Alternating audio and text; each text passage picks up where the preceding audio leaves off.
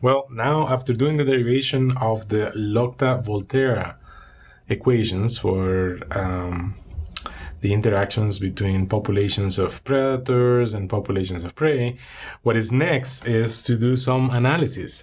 We did discuss how the numerical solutions of such model would look like for a particular set of values of parameters.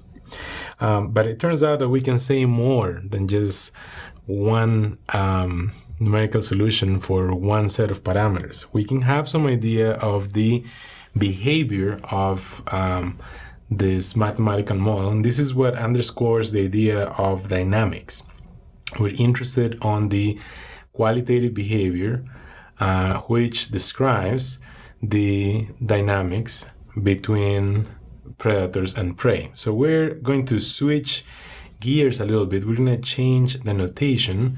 We were using x and y. Now, since we have two state variables, we're going to use the subscripts. So x1 denotes the population of prey, x1 of t, and x2, that it is the first equation, x1 and denoting prey, and x2 denotes predator, right?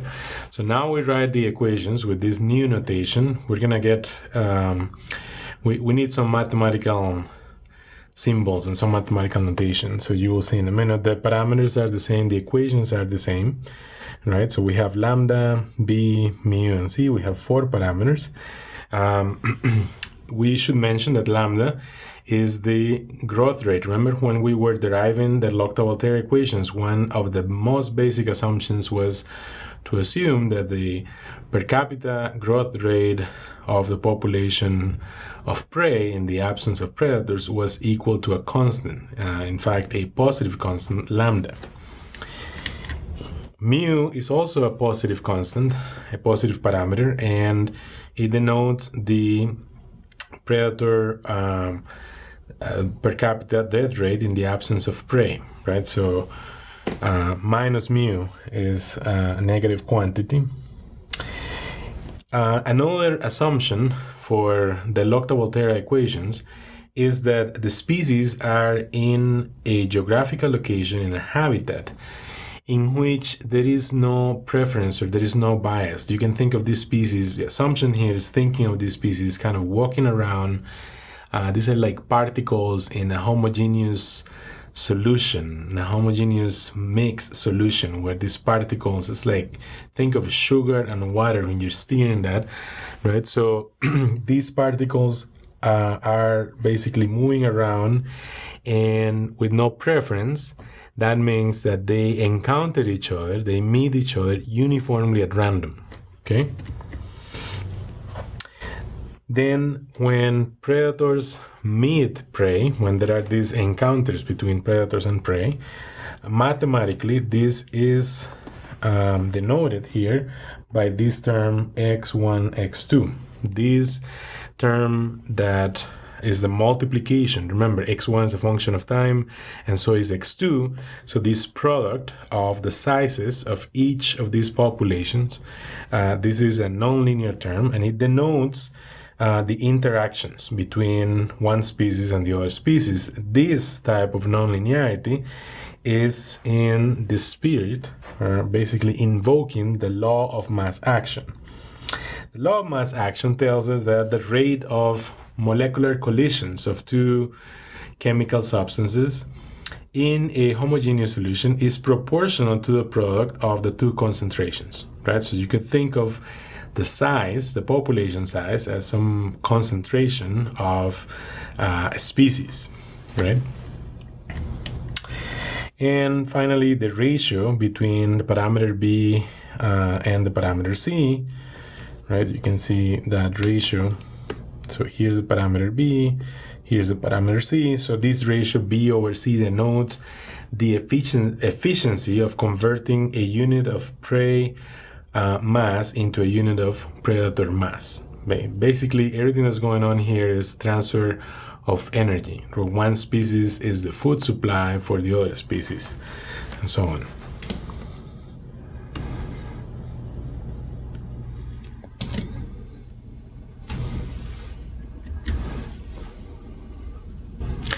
So we consider these equations. We're going to add an extra, a little bit of extra notation here. We're denoting the right-hand side of the equations. The model is a system of ordinary differential equations, and now we're going to give a name to the right-hand side.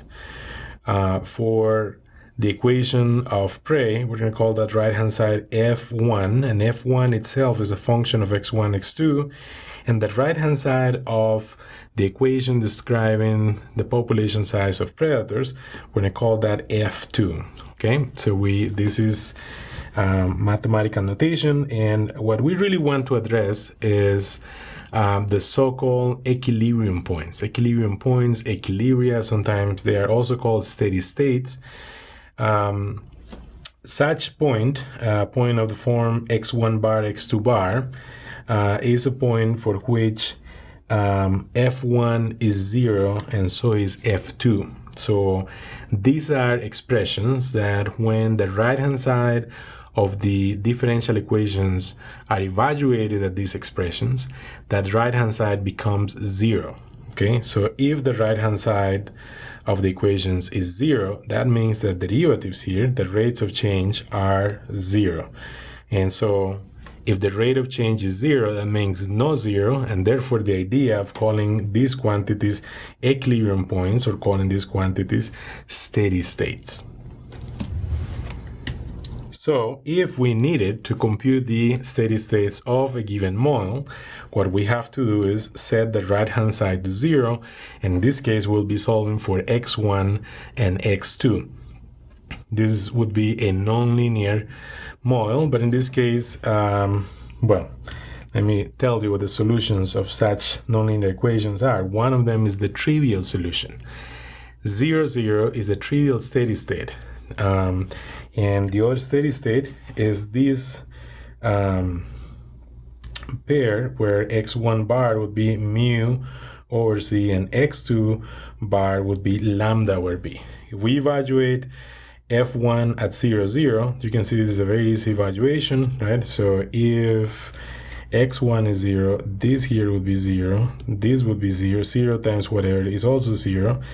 This term would be 0, and x2 is 0, so this would be 0. Easy evaluation at 0, 0, right?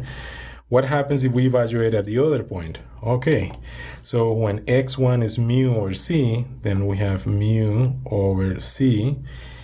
At x1, mu over c, x2 is lambda over b. So what happens over here? This lambda over b multiplied by b, that leaves you with mu lambda over c, and that's exactly what you have here. You have mu lambda over c minus mu lambda over c, f1 becomes 0. And evaluating the second equation, here you would have lambda over b, and x1 is mu over c times lambda over b. The c would cancel with this c, and again you would have mu lambda over b, negative mu lambda over b plus mu lambda over b, which is also 0. So both of these are steady states of the Lotka-Volterra model. Now, the next thing to address is, are these steady states stable? If they are stable, that would mean that solutions of this system of ordinary differential equations would converge. A stable steady state is basically a limit. The system would converge to such steady state if we're stable. So the notion of stability can be addressed by doing a little bit of eigenvalue calculation. So this matrix here is the so-called Jacobian matrix for the Lotka-Volterra model. Jacobian matrix, let's remember, is a matrix with partial derivatives, right? So you would have the partial derivative of f1 with respect to x1, and then the partial of f1 with respect to x2, and then the partial derivative of f2 with respect to x1, and the partial of f2 with respect to x2. So this would be a 2 by 2 matrix, okay? And this matrix is precisely the matrix we have over here. Okay, so this would be the Jacobian matrix for the Lotka-Volterra model in general, in terms of x1 and x2.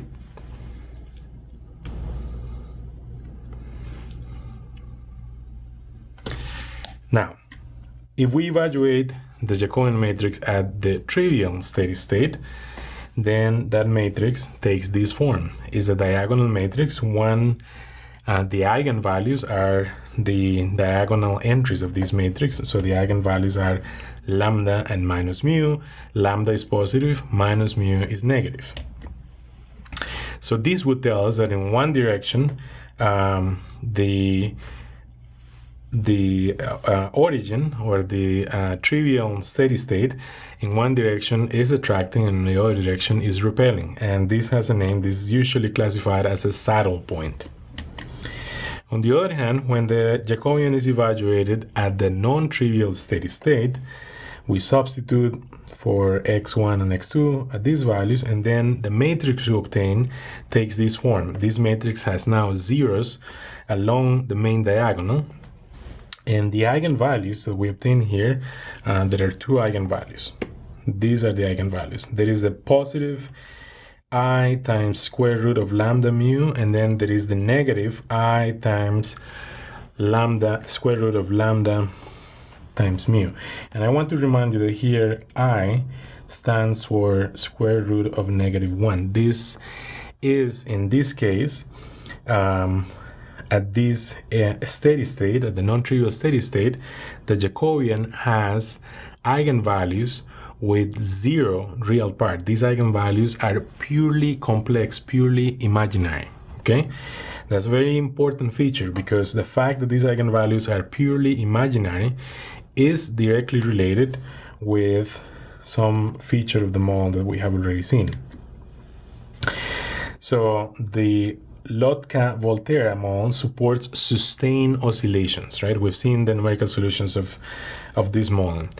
These are curves that look like sine and cosine, right? And these sustained oscillations, which the time plot look like sustained oscillations, the phase plane look like a closed curve. It looks like a circle or an ellipse, right? Well, the fact that these eigenvalues here are purely complex is correlated. That's what explains having these sustained oscillations for this model. So let's talk about a few numerical solutions, right? In this case, you could reproduce this easily. I can tell you what the parameter values are for this, computing these numerical solutions. So they are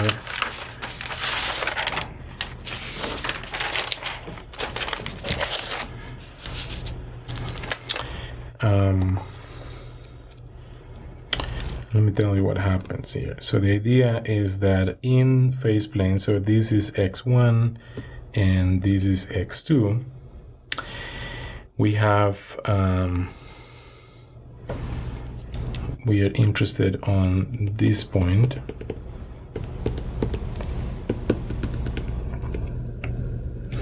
Okay, this would be mu over c, and this here would be lambda over b. Okay, so this point is mu over c, comma, lambda over b. So what I did was to choose values of these parameters such that mu over c would be 3 and lambda over b would be 2. For example, you could do this in many ways, but for example, I set to values in the following way. I set lambda to be equal to 6, b to be equal to 3, such that lambda over b would be 2, and then I set mu to be 12 and c to be 4, such that 12 divided by 4 is 3. So basically, not basically, this point here is gonna be the point 3, 2. Okay, so I did this first. We need to compute numerical solutions. We need to compute numerical solutions, we need to set the parameters to some values, right? And then we're gonna be using that package LSORA to compute these numerical solutions. So using the same values, the only thing I changed was the initial conditions. Okay, I changed the initial conditions. So I computed 3 numerical solutions according to 3 different initial conditions. And so the idea, which you will see in a minute, is that with a that maybe I take an initial condition here, and that is gonna be associated with a trajectory. Maybe take another initial condition here, and that will be associated with another trajectory, and so on. You'll see this more clear in just a minute. Okay, so let me, if I may, let me just clear everything. So let's talk about, this is the time plot of a numerical solution. So the initial value, the initial condition here, x1 is solid blue, x2 is dashed red, right? So here is the initial values for x1 and x2, and they're both initialized at the same value. So this is basically telling us that x1 of 0 equals 2 and x2 of 0 equals also 2.